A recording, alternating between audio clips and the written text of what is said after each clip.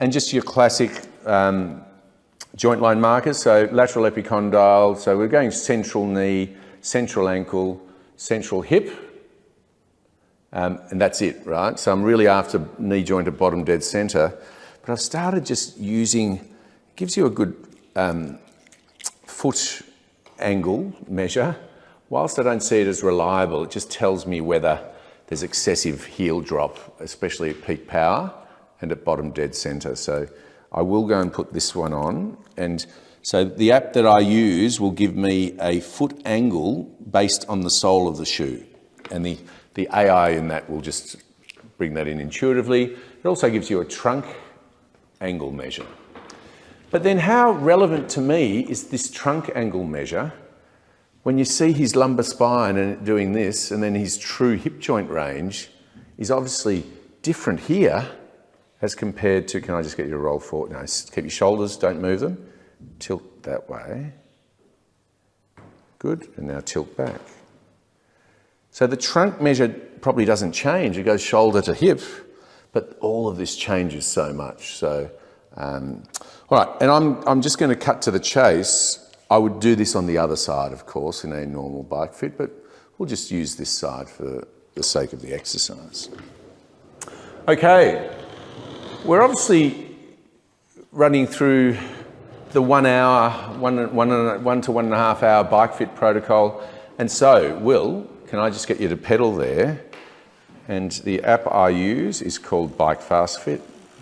My tripod can help, but this comes with a jig, a spirit level and a little jig, and it really does get you an accurate positioning. And you'll see that later when we show you on the screen. But you can see we've got a template and a spirit level. We're usually about 3 meters away, approximately 3 meters away. 3 to 4 meters is what you need for two-dimensional video.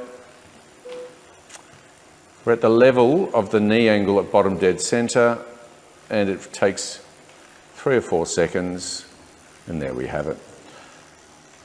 Then, let's do this. And then I might just, it's more for Will than for anything else, I'll just have a meander around, because I'm looking at this. You guys have had a wander around as well and had a good look.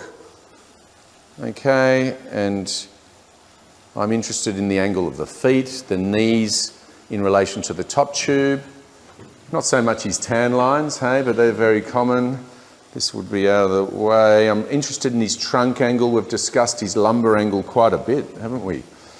Certainly for anyone who's ridden a bike and ridden along that wonderful beach road, looking at someone's backside and just seeing those that sort of tilt excessively one way or the other. Okay, now, Will, can you go into your drops? And then I'll test it out a bit. Let's make things more aggressive. Does that make him pelvic tilt more? Do you want to gear up a couple there, mate, as well?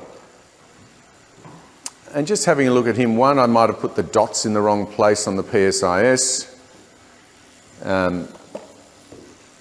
But he's really stable. And so PSIS have moved. I probably put them in the wrong spot, but that's okay. This is just observational. And look at how he's slid forward on his seat as well. That's something to take into account also. All right, can I get you now to stop? And you pick hands back on the rubbers. And if you can stop with your foot at 3 o'clock, please. 3 o'clock, so pedal forward.